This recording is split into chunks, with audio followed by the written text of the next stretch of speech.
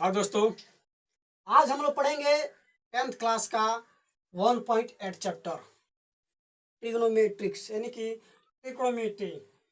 तो त्रिकोणमिति को पढ़ने से पहले हम जानेंगे कि त्रिकोणमिति जो है कितने शब्दों से मिलकर बना है और ट्रिग्नोमेट्रिक्स का अर्थ क्या होता है, ये हम लोग जानेंगे। ठीक है, तो ट्रिग्नोमेट्रिक जो है 3 शब्दों से मिलकर बना है। कितने शब्दों से? ट्रिग्नोमेट्रिक जो है 3 शब्दों से मिलकर बना है। पहला जो है त्रि, दूसरा है जो गोन और तीसरा है जो मेट्रोन। यानी कि इन तीनों शब्दों को मिलने से ट्रिग्नोमेट्री बना है, यानी कि त्रिकोणमिति बना है।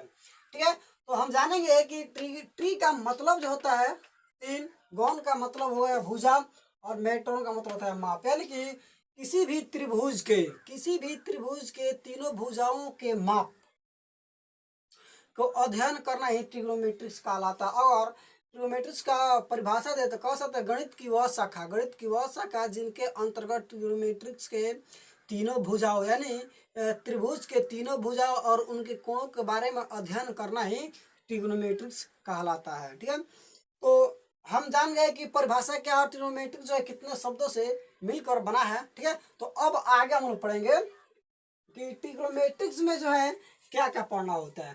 तो ट्रिग्नोमेट्रिक्स में सबसे पहले हमको त्रिभुज के बारे में जानकारी लेना होता है। और कौन सा त्रिभुज होता है? वो त्रिभुज जो होता है समकोण त्रिभुज होता है। समकोण त्रिभुज, यहाँ पर ध्यान दीजिए, ये हो गया हमारा एक समकोण त्रिभुज। थोड़ा सा बड़ा फिगर बना दे। ठीक है, यहाँ से हमने ले लिया त्रिभुज यहाँ तक। ठीक है, इसका हमने नामकरण किया ए, बी और सी। याद रखिएगा, ध्यान दीजिएगा, यहाँ जो होता है हमेशा 90 डिग्री का कोण जो है बनता है। हमेशा 90 डिग्री कोण बनता है। जिस त्रिभुज के अंदर 90 डिग्री कोण बने और दो त्रिभुज न्यून कोण त्रिभुज हो तो समझिएगा क्या है? समकोण त्रिभुज है। ठीक है, तो अब देखते हैं, ये जो हो गया समकोण त्रिभुज हमारा। तो समकोण त्रिभुज में जो है इन्हीं तीनों भुजा यानी कि ए बी, बी सी और ए सी, कोण ए, कोण बी, कोण सी के बारे में हम लोग को अध्ययन करना रहता है। तो हम जानते हैं अब इसके बारे में, यानी इस त्रिभुज के बारे में हम लोग सबसे पहले जानेंगे। इस त्रिभुज के बारे में सबसे पहले जानते हैं। देखिए, तो ये त्रिभुज जो है तो इसको हम लोग बोलते हैं लंब। ये जो है इसको हम लोग बोलते हैं क्या? लंब। ठीक है, दूसरा बात, ये जो इसको बोलते हैं कर्ण। कर्ण कहिए या विकर्ण कहिए। ठीक है, बात एक ही है। इसको बोलते हैं आधार। ठीक है, आधार बोलते हैं। तो अब देखिए, इंग्लिश में इसको हम लोग बोलते हैं बेस। क्या बोलते हैं? बेस। इसको बोलते हैं परपेंडिकुलर कहिए या पोल। परपेंडिकुलर या पोल। इसको हाइपोटेनस कहा जाता है, जिसको एच से डिनोट किया जाता है। ठीक है, ये हो गया हमारा हाइपोटेनस, ये हो गया पोल, तो इसको हम पी से डिनोट कर देते हैं। ये हो गया बेस, यानी कि यह बी से डिनोट रहता है। ठीक है, तो ये हो गया हमारा न्यून कोण त्रिभुज। अब जानेंगे इसके बारे में कि त्रिभुज, ये समकोण त्रिभुज जो है, ये समकोण त्रिभुज जो है होता क्या है कि ये समकोण त्रिभुज में जो लंब है कभी आधार हो जाता है। क्या होता है? ये लंब जो दिया गया है ए बी, यहाँ पर जो लंब है ये कभी आधार हो जाता है, और बीसी जो आधार जो है ये कभी लंब हो जाता है। यानी कहने का मतलब समझ गए आप? यानी कि लंब जो है आधार हो जाता है कभी, और आधार जो है कभी लंब हो जाता है। तो आप तो ये लंब जो आधार कब हो जाता है इसके बारे में हम जानेंगे। जैसे यहाँ पर ध्यान दें, ये जो त्रिभुज हमने लिया है तो यहाँ 90 डिग्री कोण जब बना है तो 90 डिग्री के कोण के सामने वाले भुजा को हम विकर्ण कहते हैं। इस बात का याद रखिएगा, 90 डिग्री यानी कि 90 डिग्री का कोण जहाँ बनता है उसके सामने वाले भुजा को हम क्या कहते हैं? विकर्ण कहते हैं। इसके सामने वाला भुजा क्या है? ये हो गया। अब जरा ध्यान देंगे, अब जब यहाँ 90 डिग्री की बात की जाए तो ये लंब हो जाएगा और ये आधार हो जाएगा। दूसरा बात, अगर कोण यहाँ ले लिया जाए और ठिट्ठा यहाँ ले लिया, ठिट्ठा का मतलब होता है कोण। अगर कोण यहाँ ले लिया जाए तो हम बताए थे कि कोण के सामने वाली भुजा जो होता है हमेशा लंब होता है, लेकिन 90 डिग्री के सामने की जो भुजा होता है हमेशा कर्ण होता है। ये बात याद रखिएगा। 90 डिग्री की जो कोण बनता है यहाँ पर 90 डिग्री, इसके सामने वाला भुजा कौन होता है, यहाँ विकर्ण कहिए, ठीक है।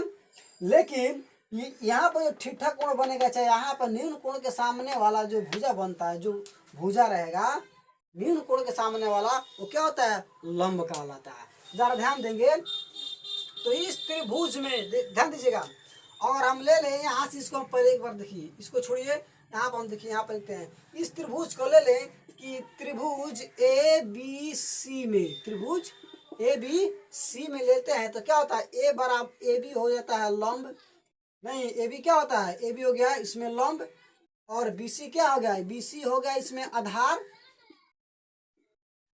ठीक है। और ए सी जो है, ए सी हो गया हमारा विकर्ण हो गया, जरा इस बात को ध्यान दीजिएगा, ए सी हो गया विकर्ण। अब कहते हैं कि ये जो आधार यहाँ पर जो लंब है, ये आधार हो जाता है, यार बात ध्यान सुनिएगा, ये जो लंब है ये आधार हो जाता है कभी, तो कभी किस स्थिति में ये लंब आधार हो जाता है, आधार जो है लंब हो जाता है, ठीक है। इसके बारे में अब हम जानेंगे। तो यहाँ पर हमने एक ठीठा कोण ले लिया, क्या लिया, ठीठा कोण ले लिया। ठीठा कोण जब ले लिया तो इस ठीठा के सामने वाला जो कोण जो होता है हमेशा लंब होता है, यानी कि ठीठा के सामने वाला जो कोण होगा, अगर ऐसे हमने ले लिया तो यहाँ पर जब हम ठीठा मान लिए हैं ए बी और सी, जब यहाँ हमने ठीठा माना, यहाँ 90 डिग्री कोण है, तो इसके जस्ट सामने वाला जो भुजा क्या होता है, लंब होता है, इसके सामने वाला भुजा लंब हो जाता है, ठीक है। इसके सामने वाला भुजा जो है लंब हो जाता है, ठीक है, और ये जो होगा क्या होता है, आधार हो जाता है, और ये क्या होता है, ये आधार हो जाता है, बात समझिए ना, ठीक है। तो वही बात यहाँ पर, इसके जब इस कोण को हम लेंगे, जब इस कोण के लेंगे तो इसके सामने जो भुजा है वो क्या हो जाएगा, लंब कहलाएगा। और इसके और यहाँ पर जो कोण बना, ये वाला जो भुजा है वो क्या हो जाएगा, आधार हो जाएगा, बात समझ गए। अब देखेंगे कि ये जो, अब एक और ध्यान दीजिए, अब यहाँ पर हम एक ठीठा कोण ले लेते हैं, इसको हटा दीजिए, इसको हटा दीजिए, नहीं, अब इसको हमने ठीठा कोण ले लिया, इसको जब ठीठा कोण लेंगे तो इसके सामने वाला जो भुजा है क्या होता है, लंब होता है, जो ऑलरेडी पहले से लंब है, लंब होता है ना, कि पहले से ही लंब है, और ये हो गया हमारा आधार जो पहले से ही आधार है, यानी कि कोण 90 डिग्री को छोड़कर और यहाँ और ठीठा कोण ले लिया, कोण ठीठा का मान बदल दिया जाता है, यानी कि ठीठा का मान, सॉरी ठीठा के कोण अगर चेंज कर दिया जाए, यानी कि ए की जगह बी लिख दे, बी की जगह सी लिख देते हैं, तो क्या होता है, लंब जो है आधार हो जाता है, और आधार जो है लंब में बदल जाता है, ठीक है। तो अब इस त्रिभुज में और भी फॉर्मूला कुछ पढ़ना है, ठीक है, इस त्रिभुज के अंतर्गत और भी कुछ चीज की जानकारी लेना है, तो अब जरा ध्यान देंगे। तो सबसे पहले हम जानेंगे त्रिभुज, अगर मान लीजिए दिया गया है, मान लीजिए यहाँ पर लिख देता है कि त्रिभुज ए बी सी में, त्रिभुज ए बी सी में, तो यहाँ एक हमने क्या खींच दिया, मान लीजिए कि यहाँ हमने एक त्रिभुज बना दिया जो यहाँ 90 डिग्री बन गया, ये हो गया, ये हो गया बी हमारा, ये हो गया सी। तो अब जरा ध्यान दीजिए, और कहे ये जो है 5 सेंटीमीटर, कितना है, 5 सेंटीमीटर है, और यहाँ पर कहे सॉरी, इसको 5 सेंटीमीटर न करके 3 सेंटीमीटर कर दीजिए, ये 3 सेंटीमीटर हो गया, ये हो गया हमारा कितना, 4 सेंटीमीटर, ठीक है। तो अब जरा ध्यान देंगे, ये है लंब, और ये है आधार, और ये है विकर्ण, ठीक है। तो अब यदि कह देता है कि समकोण त्रिभुज, समकोण त्रिभुज ए बी सी में, ए बी सी में ए बी बराबर 3 सेंटीमीटर और बी सी बराबर 4 सेंटीमीटर, यानी कि लंब बराबर, ध्यान दीजिए, लंब बराबर 3 सेंटीमीटर और बीसी और आधार बराबर 4 सेंटीमीटर, जरा ध्यान देंगे। तो अब हमको इसमें ये दोनों दे दिया है, और ज्ञात करने कहे कि आप विकर्ण ज्ञात करें, क्या करें, आप विकोण ज्ञात करना है। आपको क्या करना है, कौन विकोण ज्ञात करना है। तो जरा ध्यान देंगे। अब विकोण ज्ञात करने के लिए एक फॉर्मूला जो होता है उस फॉर्मूला को हम अपनाएंगे। तो फॉर्मूला क्या होता है, विकोण ज्ञात करने के लिए जो फॉर्मूला है, यानी कि एच ज्ञात करने के लिए जो फॉर्मूला होता है, क्या होता है, पी का स्क्वायर प्लस बी का स्क्वायर होता है और उसका रूट होता है। देखिए समझिए। तो अब यहाँ पे क्या होता है, पी का मान क्या दिया है, पी लंब है, यानी कि लंब का मान क्या है, 3 दिया है। यानी कि एक और बात समझ सकते हैं, एच बराबर पी क्या है, ए बी है। तो चलिए यहाँ पर हमने ए बी लिख दिया, स्क्वायर कर दिया, प्लस बी दिया है। बी का मतलब क्या है, आधार है। आधार कितना दिया है, बी सी। इसका हमने स्क्वायर कर दिया और इसका रूट कर दिया। ठीक है। अब ध्यान देंगे, ए बी का मान पर रखेंगे। ए बी का मान क्या है, यहाँ पर 3 है, तो 3 का स्क्वायर करेंगे, प्लस है, प्लस दे दिया, प्लस है, प्लस दे दिया। अब क्या है, बी सी। बी सी का मान क्या है, यहाँ पर 4 है, तो 4 का हमने स्क्वायर दे दिया, इसका कर दिया रूट। तो अब जरा ध्यान देंगे कि ये निकलेगा कैसे। तो 3 तिया 9 प्लस 4 चौका 16 का रूट हो जाएगा। अब 9 16 25 होता है, और 25 का जो रूट होता है 5 होता है, यानी कि 5 सेंटीमीटर।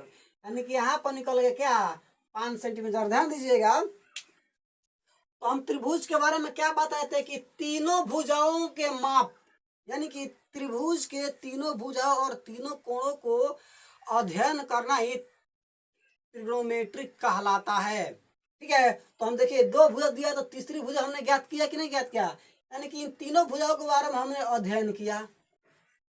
अध्ययन किया कि नहीं किया। अब दूसरी बात कह दे, अगर यहाँ पर यही दे देता है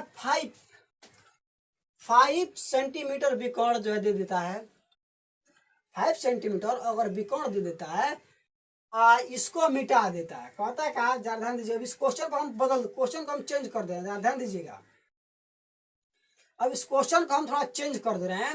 अगर कहता है विकोण जो है 5 सेंटीमीटर है, क्या है, 5 सेंटीमीटर है, आधार ज्ञात करना है, और लंब जो है 3 सेंटीमीटर है, तो आधार का मान क्या होगा।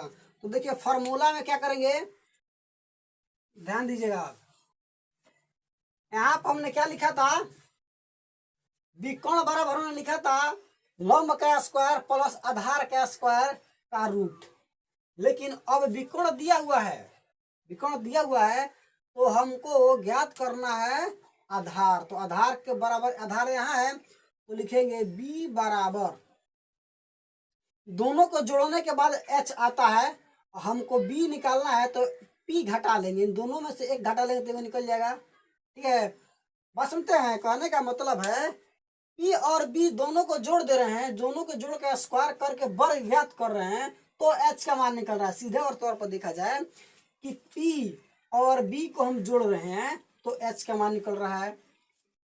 तो अब हमको ज्ञात करना होगा, मान लीजिए b ज्ञात करना है, और h दिया हुआ है, h दिया हुआ है और b दिया हुआ है, हमको यह ज्ञात करना है। तो क्या करेंगे, इसको जो है इसमें से घटा लेंगे तो ये निकल जाएगा। तो वही फॉर्मूला लगाना है, h का स्क्वायर माइनस p का स्क्वायर, यानी कि कोण का स्क्वायर माइनस लंब का स्क्वायर। तो अब इसका मान हम रखेंगे, कोण का मान क्या दिया है, यहाँ पर 5 दिया है, तो 5 का स्क्वायर कर देंगे, और माइनस आधार लंब का मान 3 दिया है, तो 3 का स्क्वायर कर देंगे, और इसका कर देंगे रूट। अब जरा ध्यान दीजिए। तो ये हो गया 5 25, 5 का स्क्वायर 5 25, और 3 का स्क्वायर 9। अब 25 में से 9 घटा क्या बचा, 16। 16 का मान क्या गया, 4 आ गया। देखिए यहाँ पर 4 आ लिखे थे ना हम सेंटीमीटर। तो ये जो है हमको करना है कि ट्रिग्नोमेट्रिक्स में ओनली ऑन 3 कोण और 3 भुजाओं के बारे में ही हम लोग अध्ययन करते हैं। इसमें कोई चौथा पॉइंट नहीं आता है, और सिर्फ समकोण त्रिभुज के बारे में ही हम लोग अध्ययन करते हैं। याद रखिएगा, समकोण त्रिभुज के अलावा कोई इसमें दूसरा त्रिभुज नहीं आता है। ठीक है। तो अब अगर हम लोग क्वेश्चन बनाते हैं, जैसे कि मान लिया जाए, यहाँ पर हमने जो क्वेश्चन लिखा था, तो इसको अगर